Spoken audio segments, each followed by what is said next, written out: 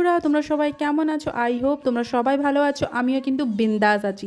আজকে নিয়ে চলে এসেছি পুজোর শপিং ব্লগ। তো চলো ভিডিওটা শুরু করা যাক।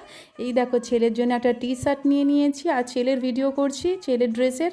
আর ও পেছন দিকে ডান্স করছে। দেখো দেখো, তোমরাই শুধু বলো ও কেমন ডান্স করে।